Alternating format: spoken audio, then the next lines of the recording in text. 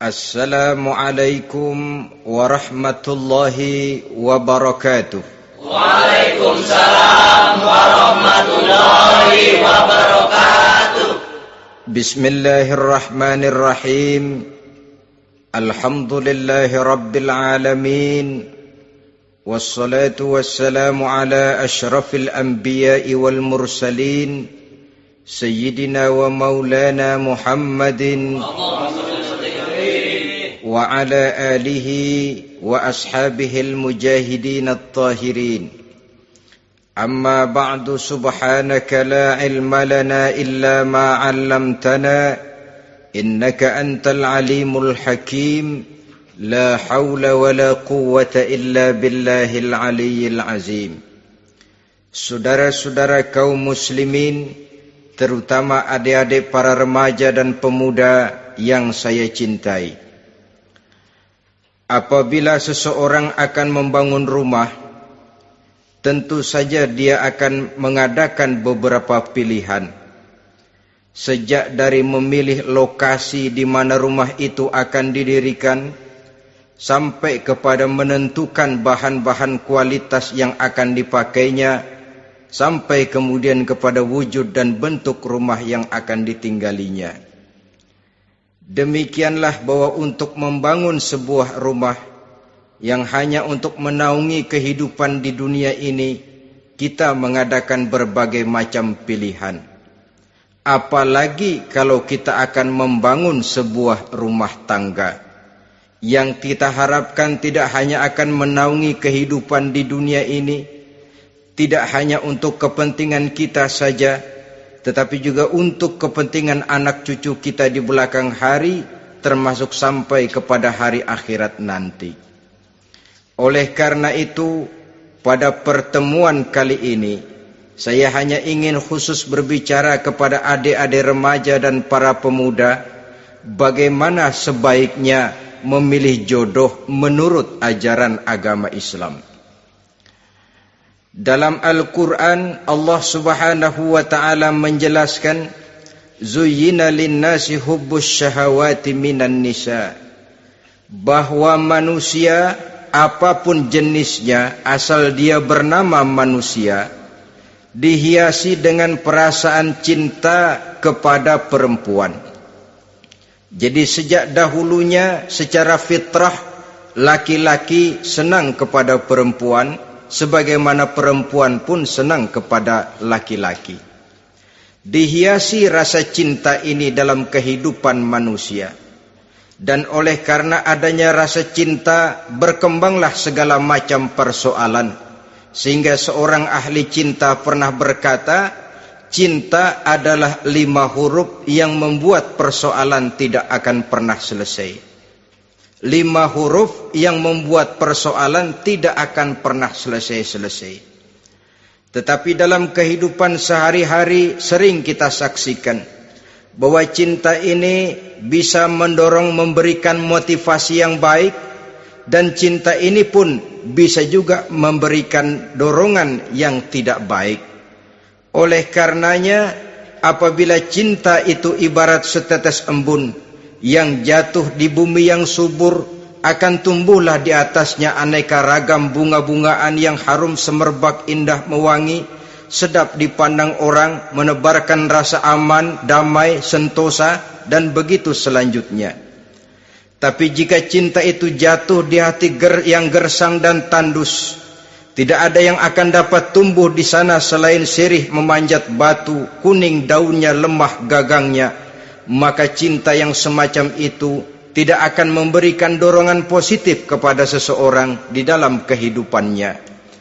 Maka lebih dahulu kita akan membicarakan cinta dalam artian yang positif ini, untuk nanti sampai kepada perempuan yang bagaimana yang harus kita cintai, atau laki-laki yang bagaimana yang harus dicintai oleh seorang perempuan. Saudara hadirin yang saya hormati, cinta dalam artian yang positif, pertama, dia selalu mendatangkan keindahan. Yang kedua, cinta itu memberikan energi atau semangat untuk berjuang. Dan yang ketiga, cinta itu selalu membawa resiko dalam bentuk pengorbanan. Maka cinta yang positif pertama melahirkan keindahan. Disinilah orang memerlukan filter atau saringan. Sebab keindahan yang didasarkan karena cinta itu merupakan satu keindahan yang relatif saja. Boleh jadi karena indah orang jadi cinta, boleh juga jadi karena cinta segala sesuatu terasa jadi indah. Namun bagaimanapun juga, kalau hati sudah diliputi oleh rasa cinta, segalanya akan terasa menjadi indah. Cinta itu adalah keindahan. Yang kedua, cinta itu energi, melahirkan dorongan dan semangat. Yang lemah bisa menjadi kuat, yang takut bisa menjadi berani, yang jauh jadi terasa dekat. Itu semua karena dorongan cinta. Dan dari energi ini lahirlah yang ketiga, bahwa cinta adalah pengorbanan. Sehingga orang berkata, berani bercinta artinya harus berani berkorban. Takut berkorban, jangan bercinta. Kalau cinta ini kita salurkan kepada nilai-nilai agama umpamanya, yang pertama, cinta mendatangkan keindahan. Kita cinta kepada agama, maka apapun yang diperintahkan oleh agama akan terasa menjadi indah. Solat akan terasa menjadi indah, puasa terasa menjadi indah, zakat terasa menjadi indah, jihad pun akan terasa menjadi indah. Persis kalau kita cinta kepada seorang gadis. Jika kita cinta kepada seorang gadis, apanya saja akan kelihatan menjadi indah. Jalannya terasa indah, lenggang-lenggoknya terasa indah, suaranya merdu padahal cemprengnya bukan main. Seluruhnya akan mendatangkan keindahan karena dasarnya sudah cinta. Cinta membawa kepada keindahan. Yang kedua, cinta itu melahirkan energi. Orang yang cinta kepada agama akan lahir tenaga dan semangatnya melaksanakan ibadah, melaksanakan puasa, melaksanakan zakat, melaksanakan solat, melaksanakan haji, bahkan melaksanakan jihad sekalipun. Cinta selamanya menimbulkan energi dan semangat. Sama saja dengan kita apabila jatuh cinta kepada seorang gadis, walaupun rumahnya jauh, katanya, gunung pun akan kudaki, lautan pun kuseberangi. Untuk apa itu? Untuk menemui apa yang kita cintai. Cinta selamanya melahirkan energi. Capek tidak terasa, lelah tidak terasa, semuanya tertutup oleh keindahan yang bernama cinta. Lalu yang ketiga, cinta membawa pengorbanan. Apabila kita cinta kepada agama, maka pengorbanan terhadap apapun yang diminta oleh agama, baik itu pengorbanan waktu, tenaga, pikiran, harta, bahkan pengorbanan nyawa sekalipun, kita tidak akan berat melaksanakannya karena cinta kita kepada agama yang kita anut ini. Demikian juga cinta kita kepada seorang perempuan akan membuat kita rela berkorban. Apapun yang dia minta, jangankan kita tidak mampu, jangankan kita mampu, kita tidak mampu sekalipun, kita masih berusaha untuk mampu guna memenuhi tuntutan si buah hati belahan jantung. Kadang-kadang malam minggu si doi ngajak nonton, umpamanya duit tidak ada, gajian belum, kerja enggak. Timbullah inisiatif, entah sepatu kita jual ke tukang loa, entah celana mampir dulu ke tempat lain. Yang penting kita berkorban untuk memenuhi permintaan si buah hati belahan jantung. Ketika itu pengorbanan sudah tidak kita rasakan lagi. Bahkan pengorbanan yang paling pedih sekalipun, dalam gurau, dalam bercanda misalnya, dicubit kita oleh kekasih kita, pedih bukan main, terkelupas kulit, mengalir darah, bukan nangis, nyengir. malah kadang-kadang minta tambah dicubit lagi. Itulah romantikanya cinta, sanggup membuat orang berkorban, melahirkan energi dan semangat, menambah keindahan dalam kehidupan, sepanjang dia dalam artian yang positif. Kalau demikian masalahnya, di dunia yang penuh dengan perbenturan nilai sekarang ini, orang sering salah jalan bagaimana memilih jodoh untuk membangun rumah tangga yang bahagia.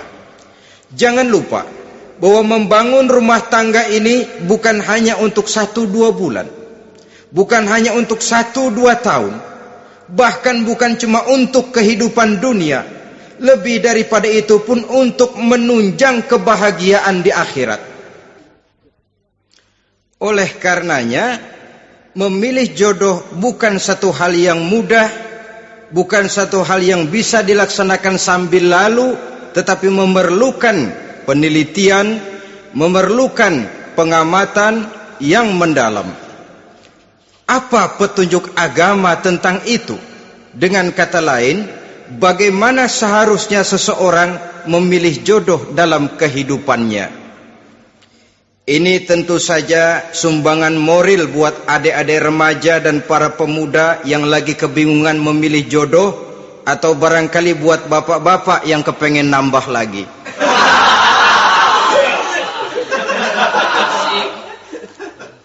Mohon maaf kepada ibu-ibu, saya tidak menganjurkan, cuma ngajarin. Yang pertama, menurut Nabi, nikahilah perempuan itu karena rupanya, karena hartanya, karena keturunannya, dan karena agamanya. Ada 4 motif utama di sini. Pertama, memilih jodoh, lihatlah rupanya. Lagian siapa yang kepengen dapat jodoh rupanya nggak karu-karuan? Cari rupa yang cantik, indah, dan menawan. Namun jangan lupa, saya katakan di zaman di mana sering terjadi benturan nilai seperti sekarang ini, orang sulit untuk mendapatkan keaslian. Di mana teknologi sudah sedemikian canggih, di mana ilmu kedokteran sudah sedemikian maju, maka berbagai macam rupa bisa dibentuk dengan apa yang dinamakan operasi plastik misalnya. Yang pesek bisa dibikin mancung, kuping yang kelebaran bisa dibikin sedang, pipi yang kembung sebelah bisa dibikin rata, janggut yang tidak menarik bisa dibikin bak lebah bergantung katanya. Oleh karena itu, kalau pilihan hanya tertuju kepada rupa yang cantik saja semata-mata, kita sudah melakukan satu kesalahan yang sangat besar. Sebab apa? Diperingatkan oleh Nabi melalui hadis Ibnu Majah, Bazar dan Baihaqi dari Ibnu Umar. Janganlah kamu kawini seorang perempuan karena kecantikannya, sebab kecantikan boleh jadi akan mencelakakan. Jangan juga kamu kawini perempuan karena hartanya, sebab kekayaan biasanya akan mendatangkan kesombongan. Tetapi kawinilah karena agama dan akhlaknya, karena itulah yang akan membawa kepada kebahagiaan. Saudara-saudara kaum muslimin, terutama adik-adik remaja dan para pemuda, dikala usia puber, apalagi mata baru terbuka, awal balik namanya, remaja sering kehilangan filter. Pokoknya asal ngelihat rupa yang sudah lemot, denok, geboy, pikiran pun hanyut, malam terkenang, siang terbayang, tidur tak nyenyak, makan tak enak katanya, selalu terbayang wajah si doi. Dikala itu orang kehilangan pertimbangan bahwa rupa yang cantik kadang-kadang sering menipu. Diriwayatkan oleh Imam Ibnu Abbas, satu hari ketika sedang kumpul dengan para sahabat, lewatlah orang dengan potongan potongan orang kaya. Kelihatan kan, orang kaya sama orang miskin jalannya aja lain kan. Jalannya saja, jangan gaya hidupnya, jalannya saja lain. Liwat dia, Rasul bertanya kepada seorang sahabat, menurut pendapatmu bagaimana orang yang lewat itu? Kata sahabat, oh, yang lewat ini ya Rasul, kalau dia meminang perempuan pasti diterima. Kalau dia menolong orang pasti berhasil. Kalau dia ngomong pasti didengerin. Kenapa? Orang kaya. Orang kaya ya Rasul. Kalau dia minang, perempuan mana yang kagak bisa menerima kalau dipinang oleh orang kaya? Biar mukanya udah belipet kayak dompet tanggung bulan. Kalau memang duitnya banyak, nggak kelihatan tuh muka yang belipet, yang kelihatan duit. Kalau dia nolong orang, pasti berhasil apa yang dia tolong itu. Kalau dia ngomong, pasti didengerin orang, walaupun omongannya biasa-biasa saja.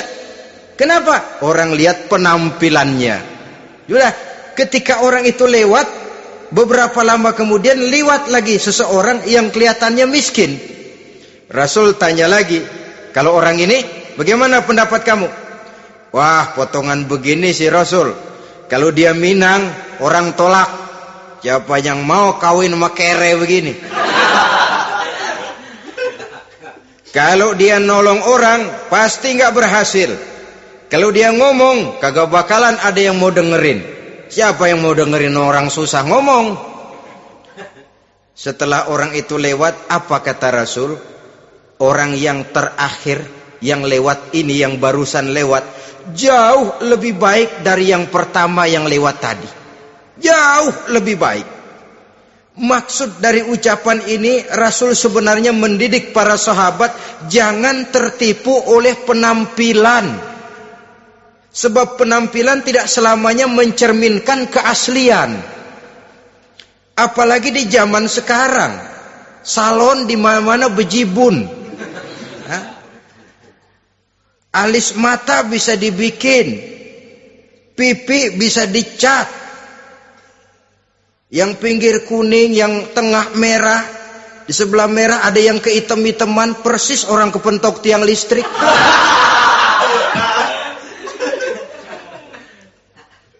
Kecantikan yang artifisial, kecantikan yang bukan alami. Karena itu silakan saja cari yang cantik, tapi jangan terpaku sampai di situ. Sebab kecantikan di samping dia mudah berubah oleh pergeseran masa dan pertukaran waktu, ternyata penampilan tidak selamanya mencerminkan keaslian. Lain hari seorang sahabat pernah mengadu, "Ya Rasul, ada apa? Inna imraati la turaddu yadul lamis." Ya Rasul, istri saya tidak pernah menolak tangan orang laki yang menjamahnya, mengajak salaman kepadanya. Apa jawab Rasul? Ceraiin aja. Tapi hati saya berat ya Rasul, saya cinta betul sama dia. Ya kalau hatimu berat, jaga dia baik-baik. Nah, dari riwayat ringkas ini kita ambil satu perbandingan. Memang punya istri berwajah cantik itu kadang-kadang si malakama kalau imannya tidak kuat. Si malakama. Kita diemin aja, binal, makan hati, nggak aman, nggak tentram. Jangan-jangan saya berangkat ke kantor, dia ngompreng.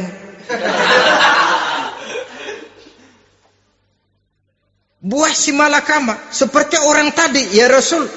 Istri saya kelihatannya sebenarnya tidak negatif maksudnya ini, cuma bersalaman tapi terlalu ngobrol. La turaddu yadul lamis, tidak pernah menolak orang yang ngajak salaman. Ya sekedar salaman. Tapi kan awalnya dari salaman. Kalau sudah salaman kan strum bisa ngederdet dari tangan situ. Kata Rasul sederhana saja. Ya kalau memang begitu ceraiin. Saya nggak kuat Rasul, saya cinta betul sama dia. Kalau kau tak kuat berpisah dengan dia, jagalah dia baik-baik. Ajar, didik, tanamkan rasa keagamaan di dalam hatinya. Saudara-saudara kaum muslimin, jadi rupa yang cantik tanpa didasari oleh nilai-nilai agama akan membuat seorang suami di rumah tangganya seperti si malakama.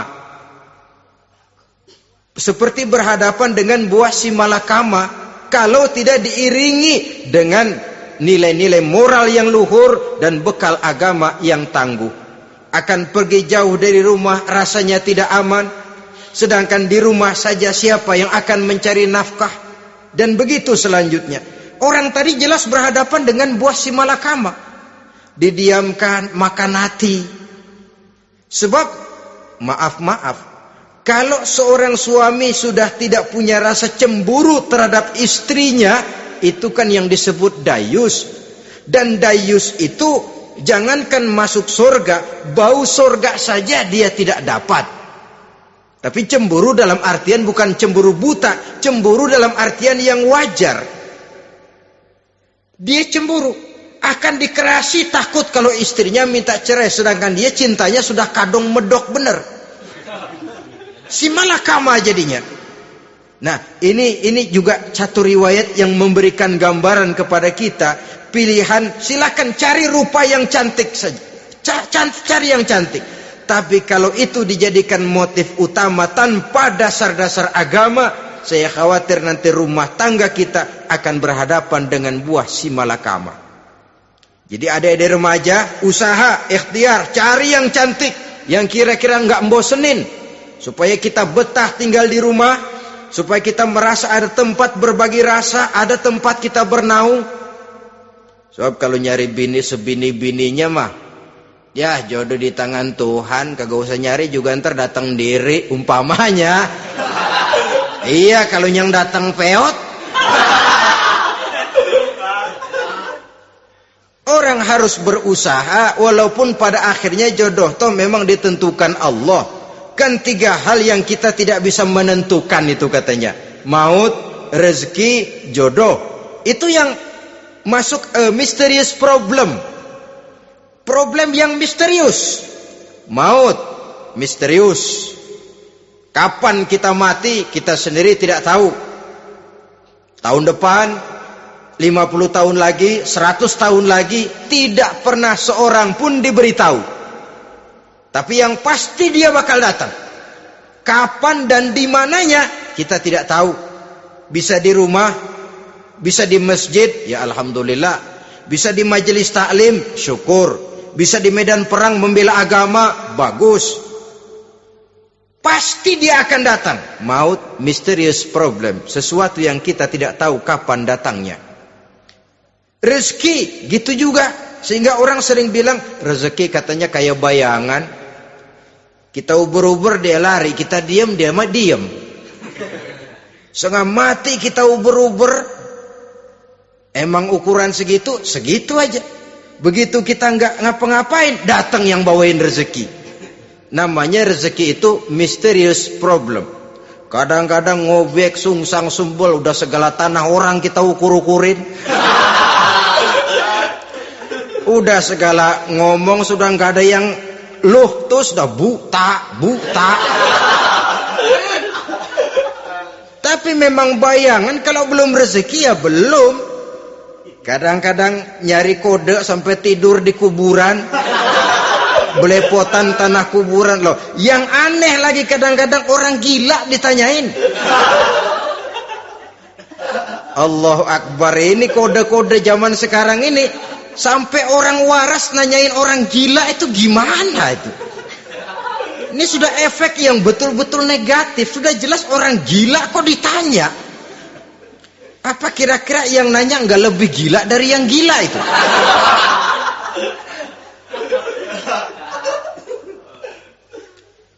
Saudara-saudara kaum muslimin, terutama adik-adik remaja dan para pemuda, jadi silakan saja cari rupa yang cantik. Karena dia akan jadi tautan hati, buah hati belahan jantung, tempat kita berbagi rasa, tempat kita pulang dan tinggal di rumah tangga kita. Tapi hendaknya kecantikan rupa itu diiringi juga dengan kecantikan budi. Karena itu cari rupa yang cantik. Ini pilihan utama. Yang kedua, kata Nabi, harta, cari yang kaya. Tetapi jangan lupa, jangan dijadikan pilihan utama, karena kekayaan sering mendatangkan kesombongan. Apalagi kalau seorang pemuda mendapat istri orang kaya. hidupnya dimodali oleh istrinya, maka biasanya wibawanya sebagai seorang suami akan hilang. Akhirnya komando di tangan istri. Dikala itulah suami tidak lebih daripada prajurit yang taat kepada komando istrinya. Padahal menurut konsep Quran, ar-rijalu qawwamuna 'alan nisa, laki-laki diciptakan sebagai pembimbing bagi perempuan. Kalau nanti suatu saat terjadi benturan, sedangkan modal diberikan oleh istri, terjadilah pengungkitan. Kata istrinya apa? Lu jangan bertingkah, lu kan kawin sama gue modal lu kolor doang.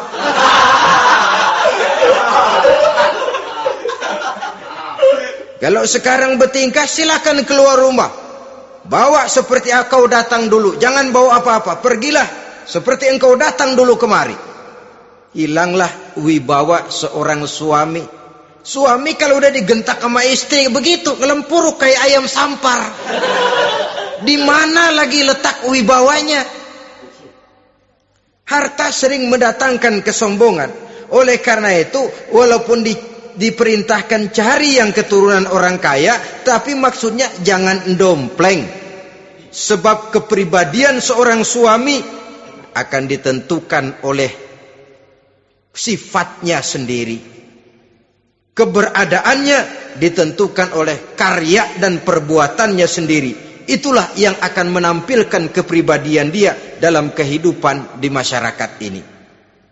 Saudara-saudara kaum muslimin, terutama adik-adik remaja dan para pemuda, kan kadang-kadang di zaman sekarang kan kelas-kelas gigolo, playboy ya, nyari tante-tante kesepian, mejeng-mejeng di pinggir-pinggir jalan dengan harapan apa? Ya barterlah, tukar tambah, supaya dapat rokok, dibelikan pakaian, motor dan sebagainya. Tapi yang jelas hilang harga diri sebagai laki-laki, dan itu yang paling mahal. Kalau seorang laki-laki sudah kehilangan harga diri, apalagi yang bisa dibanggakan dalam kehidupan ini? Apa artinya naik mobil kalau kepala tertunduk ke bawah? Apa artinya jalan di tengah masyarakat kalau kita tidak bisa menengadah dengan satu kebanggaan? Hilangnya harga diri merupakan kehancuran awal dari sebuah pribadi yang untuk jangka panjang kita tidak akan bisa lagi berbuat banyak. Tanpa harta orang memang sulit untuk bahagia, tapi harta semata-mata bukan merupakan jaminan bahwa orang lantas akan bahagia. Saya barangkali harus berkata, banyak orang miskin yang kaya, tapi tidak sedikit orang kaya yang miskin. Saya ulangi ini, banyak orang miskin yang kaya, tetapi tidak sedikit orang kaya yang miskin. Nah, bagaimana pengertiannya? Orang miskin yang kaya, materinya sederhana, peralatan rumah tangganya sederhana, tapi hatinya kaya. Oleh karena hatinya kaya, jiwanya lapang. Sebaliknya, orang kaya yang miskin, di tengah kelimpahan materi yang berlimpah, segalanya serba ada, hatinya yang miskin. Kelimpahan materi tidak akan sanggup mengobati kemiskinan hatinya. Sehingga di tengah kehidupan yang serba ada, dia masih merasa kurang, maka dia tidak pernah cukup. Di tengah kemilauan dan gemerlapan serta glamornya rumah mewah, dia merasa hidup di tengah gurun pasir yang gersang dan tandus. Karena itu, biarlah miskin harta tapi kaya budi, daripada kaya harta tapi miskin budi. Lebih utama lagi kaya harta, kaya budi. Itu idealnya. Dasar pilihan ketiga sesudah rupa dan harta menurut Nabi, keluarga. Faktor keturunan sangat menentukan.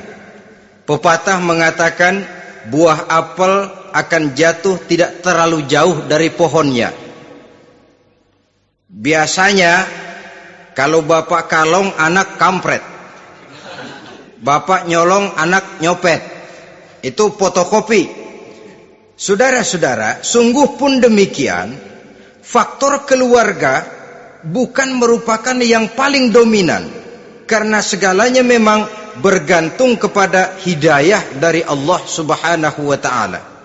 Kalau hidayah datang, bisa saja anak maling bisa jadi kiai. Kalau hidayah datang, bisa saja anak Nabi malah ikut bersama orang-orang kafir. Pada akhirnya orang mau besar atau tidak bukan dengan jalan menyempeng kepada keturunan orang lain, tapi ditentukan oleh kepribadian dirinya sendiri. Tidak bisa kita menjadi besar dengan menyebut kebesaran orang lain. Itu sebabnya dicontohkan oleh Imam Ali pada saat beliau berkata, laisal fata may yaqulu kana abi walakinnal fata may yaquluha anadha. Anak muda yang gentleman adalah anak muda yang berani berkata, inilah saya. Bukan anak muda yang membanggakan leluhurnya. Ini kan zaman sekarang ini lagi ngetop-ngetopnya lagu-lagu cengeng katanya dah.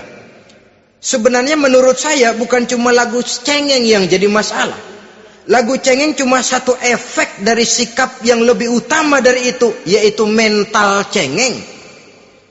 Kalau mental sudah cengeng, apapun yang kita lakukan akan jadi cengeng. Tidak cuma lagu, kebudayaan yang lahir akan kebudayaan cengeng. Jadi pengusaha cengeng. Jadi pejabat cengeng. Jadi kiai cengeng. Kenapa? Mental cengeng. Di antara mental cengeng itu apa? Mengandalkan fasilitas atasan. Kalau tidak ada fasilitas dari atas, lantas tidak bisa berbuat apa-apa, cengeng. Menjadi besar bukan karena karier pribadi, tapi karena nasib katrolan. Itu pun termasuk mental cengeng. Sedikit gagal, bagaimana sedikit jalan buntu, sedikit deadlock, lu ngapain lu melulu? Saudara hadirin yang saya hormati, jadi lebih penting dari sekedar lagu-lagu cengeng, saya malah lebih suka bicara mental cengeng ini. Mental yang cepat putus asa. Mental yang tidak mau mengeluarkan usaha maksimal. Mental yang hanya mengandalkan fasilitas. Sedangkan pribadinya tidak lebih daripada pribadi sumuhun dawu, pribadi kulon nuwun, pribadi kumaha juragan wae, pribadi oke bos, pribadi asal bapak senang. Bukankah itu semua merupakan cermin dari mental-mental yang cengeng, yang untuk jangka panjang tidak akan pernah menguntungkan daripada pembangunan bangsa dan negara yang kita cintai ini. Seseorang mau besar atau tidak bukan dengan jalan menyempeng kepada kebesaran orang lain. Bahkan Syauqi dalam sebait syairnya yang lebih tegas mengatakan, wa syarrun nasi zu khumulin iza fakhartahum zakarul jaduda wa syarrun nasi wa khairun nasi zu syarafin qadimin aqama li nafsihi syarafan jadida. Generasi yang paling jelek adalah generasi pemalas. Kalau kelihatan orang lain lebih hebat dari dia, disebut-sebutnya kebesaran nenek moyangnya. Dia sendiri nggak punya prestasi apa-apa. Kerjanya cuma ngandeli babe. Kerjanya cuma menggelayuti fasilitas orang tuanya. Tanpa itu dia tidak akan punya nilai dan harga sama sekali. Ini generasi paling jelek. Kalau orang lain kelihatan lebih hebat, dia sebut nenek moyangnya. Lo sih belum apa-apa lo, baru kopral lo. Engkong gua no, komandan Hansip. Engkongnya. Engkongnya yang disebutin. Dia sendiri tidak punya prestasi apa-apa. Jadi silahkan saja cari gadis dari keturunan keluarga yang baik-baik. Tapi jangan jadikan tendensi utama, jangan dengan niat untuk menyempeng kepada kebesarannya. Tapi paling tidak dengan niat agar mudah-mudahan dari benih yang baik ini akan lahir keturunan-keturunan yang baik pada akhirnya nanti. Itu yang kita harapkan. Bukan lalu dengan pertimbangan, weh, mertua gue bos nih, kali aja begitu gue kawin dia mampus. Ini semua warisan kan jatuh kemari semua. Kalau itu niatnya sudah jelas salah. Kita mencari perempuan dengan keturunan-keturunan yang baik dengan berharap agar anak-anak kita nanti yang akan merupakan benih cucunya akan melahirkan kebaikan-kebaikan seperti leluhurnya dulu. Saudara, pilihan yang keempat kata Nabi, agama. Ini yang paling inti. Kenapa? Agama itu motivasinya moral. Di sini segalanya ditentukan. Rupa yang baik, harta yang banyak, keluarga yang luhur. Kalau sudah dilandasi oleh agama yang rapuh, bahkan tidak beragama sama sekali, ketiga hal di atas tadi hanya akan mendatangkan malapetaka. Sekarang kan kita tertipu oleh penampilan, padahal penampilan belum tentu kenyataan. Di jalan-jalan kita akan lebih terpesona melihat gadis pakai miniskirt di atas lutut ketimbang kita melihat gadis-gadis yang pakai jilbab. Kalau sudah pakai jilbab keliwat, yang usil banyak banget, bau sorga nih. Bau sorga katanya. Tapi kalau sudah yang pakai miniskirt itu yang lewat, itu dari ujung ke ujung mata kagak mau kedip. Laler nemplok di mata kagak dirasain.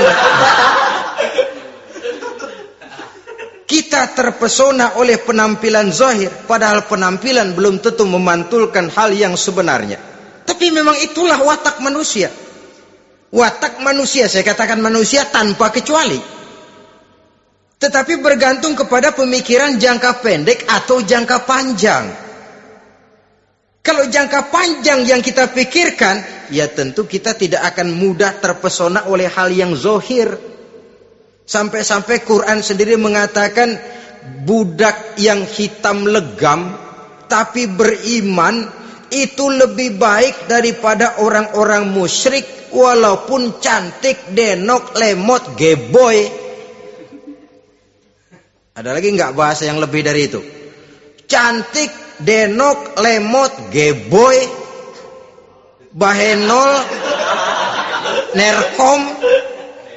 Tapi kafir masih lebih baik budak yang hitam legam sekalipun. Kalau dia beriman. Kenapa? Rumah tangga untuk jangka panjang. So itu Islam tidak membolehkan kawin campuran dengan lain agama. Walaupun ada ayat yang mengatakan boleh kawin dengan ahlul kitab. Tapi sebagian mufassir menjelaskan bolehnya kawin dengan ahlul kitab itu dalam kondisi darurat. Dalam kondisi normal tidak bisa. Kenapa? Kalau sudah berlainan agama, akan terjadi kerancuan rumah tangga untuk jangka panjang. Bagaimana membina dalam keharmonisan di rumah tangga? Bagaimana nasib anak-anak nanti? Kadang-kadang ada keluarga, kami sih keluarga modern. Anak-anak kami berikan kebebasan untuk milih agama apa saja. Bapaknya Islam, istrinya Kristen, anaknya ada yang Hindu, Buddha. Bagus nih, keluarga pecel namanya. Bagaimana keluarga modern bisa seperti itu? Padahal seorang suami bertanggung jawab di hadapan Allah. Dia akan ditanya tentang istrinya. Dia akan dimintakan pertanggungan jawab tentang anak-anaknya. Kalau istri kita berlainan agama, mungkin terjadi pengkaplingan. Pokoknya kalau anak perempuan ikut ibu, anak laki ikut bapak. Administrasi dunia bisa begitu, tapi akhirat pertanggungan jawab di hadapan Allah. Bisakah kita? Sorry aja Tuhan emang janjinya begini. Saudara hadirin yang saya hormati, oleh karena itu budak legam hitam kalau beriman masih lebih baik daripada orang-orang yang tidak beriman walaupun cantik dan mempesona. Kenapa? Ini faktor agama. Ya buat 1-2 bulan bisa terwujud rumah tangga yang tentram. 2-3 tahun mungkin masih bisa bertahan. Tapi sampai kapan? Sampai kapan itu akan terwujud? Pada akhirnya akan muncullah dilema yang akan sulit buat diatasi. Oleh karenanya motif Agama dijadikan stres oleh Nabi. Fasfar bizatiddin taribat yadak. Pilih agama sebagai titik sentral, sebagai pilihan utama. Kalau agamanya kuat, walaupun rupanya sederhana, tapi karena nilai agamanya kuat, dia bisa menyenangkan hati suaminya. Dia bersolek untuk kepentingan suaminya. Dia taat kepada suaminya. Harta, dia anak orang kaya untuk membantu perjuangan suaminya. Tapi kalau tidak ada modal agama, rupa yang cantik bisa menyengsarakan suami. Apalagi kalau suami kere. Istrinya sudah cantik, kaya ataupun tidak kaya kadang-kadang. Udah, suaminya suruh ngempuk di rumah, bininya yang kerja. Ya kalau kerja mendingan kalau dikerjain itu.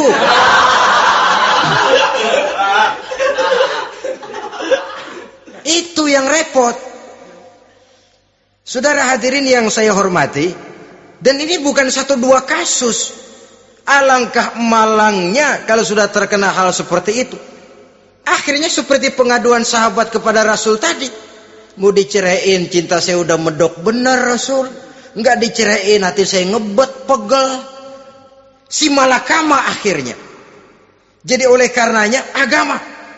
Kalau dia cantik, walaupun miskin, agamanya kuat, dia bisa memelihara kehormatan diri. Dia kaya, agamanya kuat, hartanya disalurkan di jalan Allah. Karena itu, agama jadikan pilihan utama.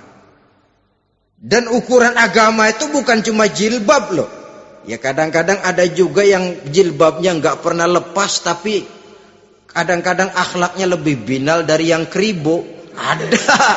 Ada cuma sekedar kamuflase saja, itu pun penampilan, sekedar penampilan saja. Cuma dari segi aurat ya memang lebih baik dan lebih utama, dan saya kira lebih mengundang penasaran toh.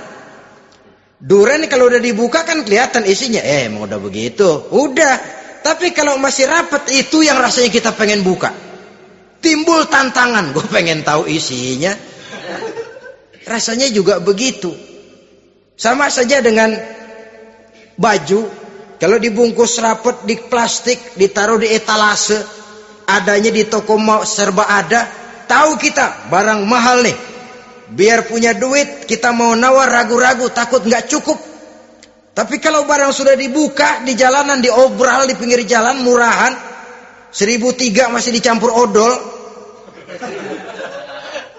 Yang begitu sih biar nggak punya duit, kita berani banget tanya, nawar, megang lagi nyemek. Berat duit nih bang. Kenapa? Barang sudah terbuka. Jadi saudara-saudara, syukur kalau keempat-empatnya ini jodoh terkumpul dalam jodoh yang saudara cari. Sudah rupanya cantik, kaya, keturunan orang baik-baik, agamanya kuat. Nah, surga dunia tuh. Yang begitu cari. Kalau ada yang begitu, saya juga mau nambahin satu lagi.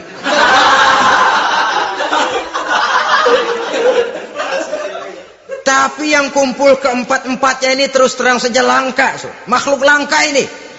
Kadang-kadang cantik, kaya, keluarganya hebat, agamanya nol, akhlaknya kayak setan. Tapi yang paling celaka kalau empat-empatnya kagak ada. Rupanya jelek, melarat, bapaknya biang maling, kagak beragama lagi. Apanya yang mau dipilih? Mampus saja mendingan. Sudah nggak ada pilihan sama sekali tuh. Sudah nggak ada pilihan sama sekali. Saudara hadirin yang saya hormati, terutama adik-adik remaja. Nah, lalu apa motivasi agama dalam pembinaan ini apa? Agama ini kan memberikan contoh bahwa perempuan yang baik itu, yang kita ingin jadikan dia sebagai ideal dalam pencarian jodoh, tandanya 3. Iza ra'aitaha saratka, kata Nabi. Kalau dipandang, dia bisa menggembirakan kamu. Kan ini yang penting buat seorang suami. Kalau saudara nanti jadi suami, punya istri yang jadi partner setia mendampingi suaminya. Kalau dilihat, nggak membosenin. Kenapa? Dia berdandan untuk nyenangin hati suaminya. Enggak bosenin. Kan kadang-kadang ada bini kalau kita pulang demek aja fotonya.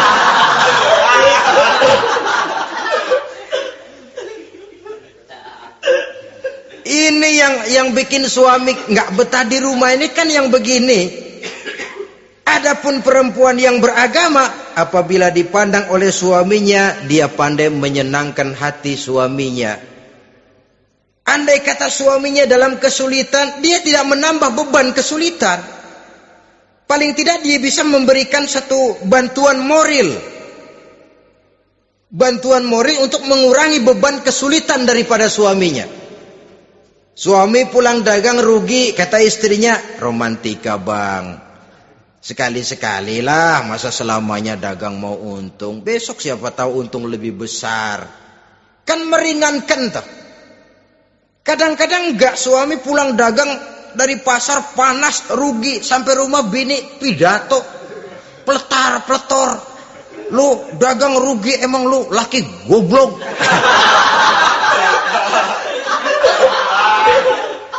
Sudahlah di pasar rugi, di rumah digoblok-goblokin. Ini nanti kena penyakit broken home yang begini ini. Padahal kesuksesan di kantor, kesuksesan di pasar, kesuksesan di medan tugas selalu dimulai dari kesuksesan dan ketenangan dari rumah tangga. Dia berhias untuk kepentingan suaminya, tidak terlalu berlebihan. Dan suaminya pun pandai menghargai istrinya dengan kata-kata yang menimbulkan gairah dan semangat. Melihat istrinya bersorak, kamu makin cantik saja. Jangan juga kadang-kadang suami ketus. Ngelihat pulang kantor, lihat suaminya, istrinya dandan rapi. Tumben lu mau bekasin apa? Mau bekasin katanya. Artinya apa ini? Pandai mengembirakan, bisa tenggang rasa, bisa berbagi rasa. Sehingga suami merasa ada tempat dia bertukar pikiran, ada tempat dia membicarakan persoalan. Dialog dalam kehidupan berumah tangga itu sangat diperlukan. Iza ra'aitaha sarratka, kalau dipandang dia sanggup mengembirakan kamu. Dikasih uang 500 senyum, 5.000 pun ketawa. Menggembirakan. Dia bisa taruh kata hatinya kesel, tapi mulutnya senyum. Nah ini yang sulit ini. Senyum tapi kesel, kesel tapi senyum. Kadang-kadang istri itu kan kalau sudah kesel, suami pulang nggak bisa dia menyembunyikan kekesalannya. Dari jauh suami sudah lihat ini yang nyambut, ini bemo ini. Udah monyong, serem. Saudara hadirin yang saya hormati, yang kedua, bila diperintah dia taat. Ini pengaruh agama. Sehingga Nabi mengatakan, "Lau amartu li ahadin ayyasjuda ila ghairiha, la amartul mar'ata litasjuda ila zawjiha likibari haqqihi 'alaiha." Andai kata saja boleh aku memerintahkan manusia untuk sujud kepada sesama manusia, pastilah aku perintahkan perempuan untuk sujud kepada suaminya. Kenapa? Karena besar hak suaminya kepada dirinya. Untung sujud kepada manusia tidak boleh. Andai kata boleh, perempuan disuruh sujud sama suaminya. Ini tidak perlu sampai sujud, cium tangan saja minta ridho suami. Kadang-kadang perempuan sekarang berat. Paling banter setahun sekali lebaran doang. Laki pulang sembahyang tubruk, cium tangan minta redo, nangis segala macam. 3 hari habis lebaran beras habis, monyong aja lagi.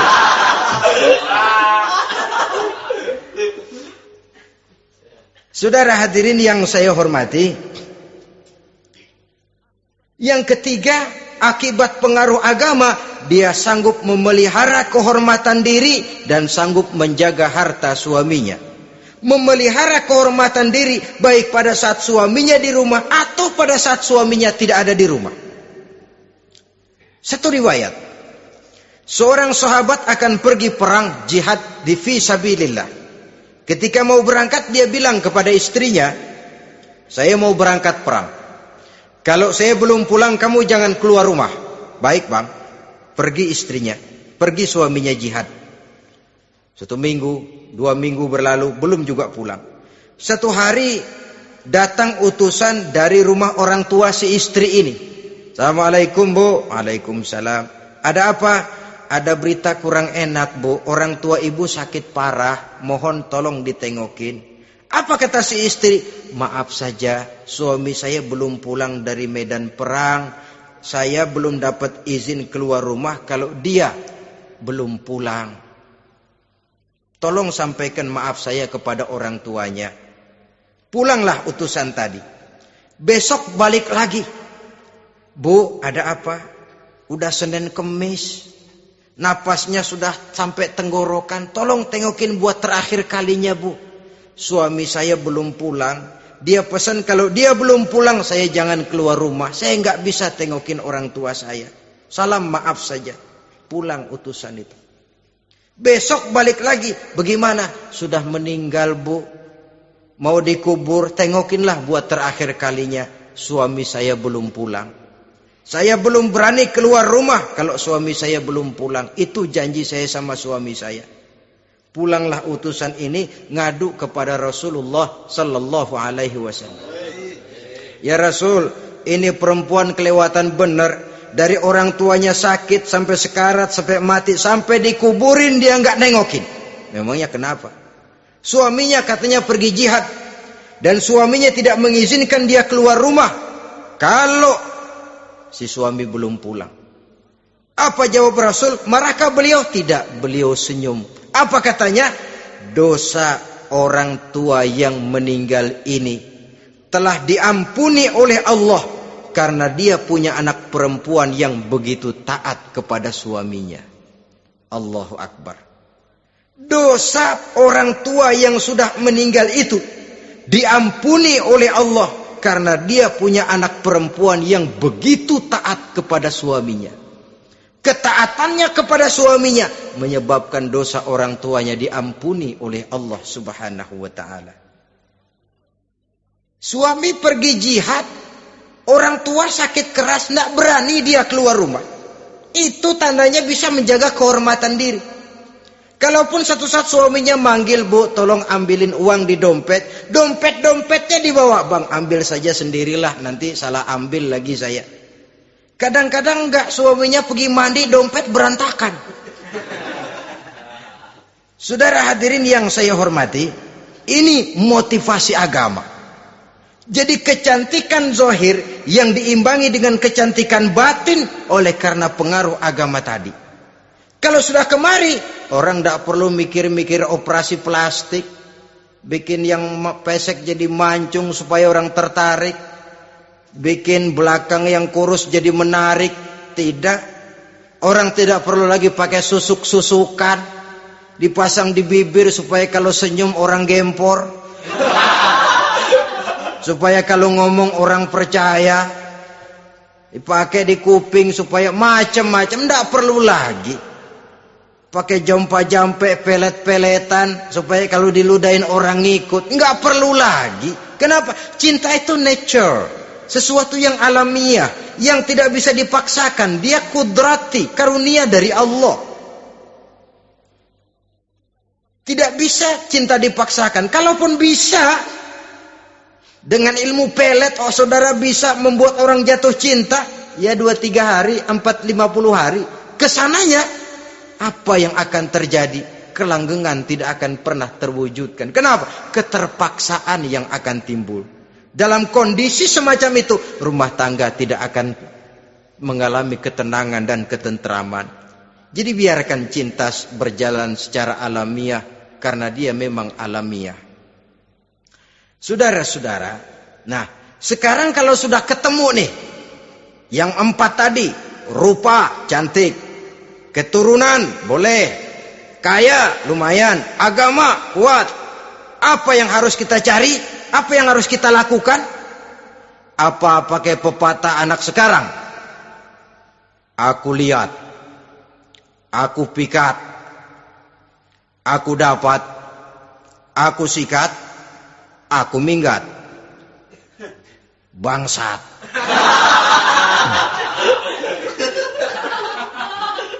Itu kan ada moto cinta kilat begitu tuh.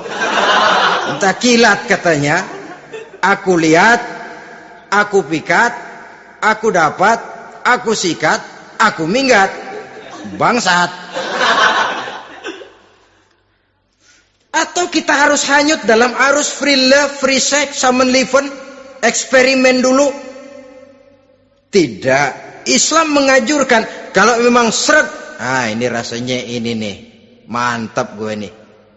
Apa yang diajarkan oleh Islam selanjutnya? Meminang, saudara-saudara. Meminang adalah langkah awal untuk mengikat tali pernikahan. Diizinkan meminang, dan di dalam meminang pun diizinkan untuk melihat. Cuma kalau boleh, ya syaratnya itu waktu melihat itu jangan sampai ketahuan si perempuan yang akan kita pinang itu. Untuk apa kita meminang? Pertama untuk yakin bahwa perempuan yang kita inginkan ini sudah kumpul syaratnya itu, tidak ada cacatnya. Yang kedua, untuk memperkuat tekad hidup berumah tangga, diperlukan meminang. Adapun adat itu berbeda. Tapi bahwa konsep meminang itu dalam Islam ada, itu jelas. Ya kalau mesti bawa pisang raja, pakai roti buaya, pakai martabak segede ban mobil truk segala macam, itu adat saja, ya. Tapi yang real meminang itu ada dalam Islam. Nah, bagaimana adab meminang? Setelah kita tahu anak ini cantiknya ya, keturunan baik, ya kekayaannya lumayan, agamanya kuat, pinanglah dia.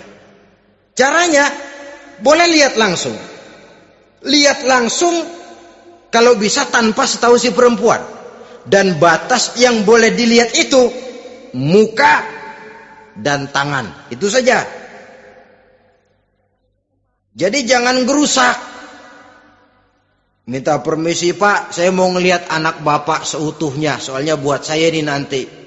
Apanya aja dibedolin, jangan. Kira-kira yang boleh itu muka sama tangan. Andai kata kita risih, sebab nanti kalau nggak jadi akan jadi timbul rasa malu dan si perempuan juga kasihan. Boleh mengutus perempuan yang kita percaya. Coba kau ke sana, lihat kondisinya yang sebenarnya bagaimana. Kalau ngelihat dari jauh sih utuh, siapa tahu nanti tangannya kurang sebelah. Coba lihat sana. Saudara-saudara, kemudian boleh juga ditanyakan kepada orang tuanya. Dan dalam hal ini orang tua si gadis tidak boleh menyembunyikan aib atau cacat yang dimiliki oleh anaknya. Dia harus menceritakan apa adanya, sampai pun kekurangan anaknya yang paling kecil sekalipun. Sebab apa? Jangan sampai istilah pepatah beli kucing dalam karung. Kedengeran suaranya doang meong-meong, begitu dibuka tuh kucing gempor sebelah kakinya nggak ada.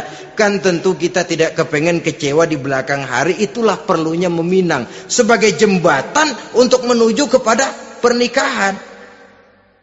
Nah, dengan demikian kalau sudah usaha meminang ini dilaksanakan, jangan merasa sudah setengah resmi. Ini yang kadang-kadang jadi penyakit. Malah sesudah meminang harus masing-masing lebih menjaga diri, menjaga kehormatan, menjaga pergaulan. Kenapa? Agar saat memasuki jenjang pernikahan nanti merupakan jenjang yang sangat ditunggu-tunggu. Ada rasa keinginan tahu. Kalau tidak, ya udah biasa, nggak giroh lagi ngadepin perkawinan. Kenapa? Kemarin-kemarin gue udah cobain. Hilang gairah lagi. Sebab itu kalau sudah meminang, jangan merasa sudah setengah halal. Udah minang ini Kadang-kadang orang tua juga konyol. Sudah dipinang, diumbar. Lu bawa kemana keda lu udah pinang? Padahal meminang itu cuma langkah awal. Sedangkan selanjutnya harus lebih berusaha menjaga kehormatan diri sampai pada saat nanti pelaksanaan pernikahan. Nah, saudara-saudara, terutama adik-adik remaja dan para pemuda, walaupun agak sekilas memang karena terbatasnya waktu pada pertemuan ini, mudah-mudahan bisa memberikan gambaran yang sepintas tentang bagaimana sebaiknya kita memilih jodoh di dalam membina rumah tangga yang bahagia. Semoga ada manfaatnya. Terima kasih atas segala perhatian. Mohon maaf atas segala kekurangan. Usikum wa nafsi bitaqwallah. Wassalamualaikum warahmatullahi wabarakatuh.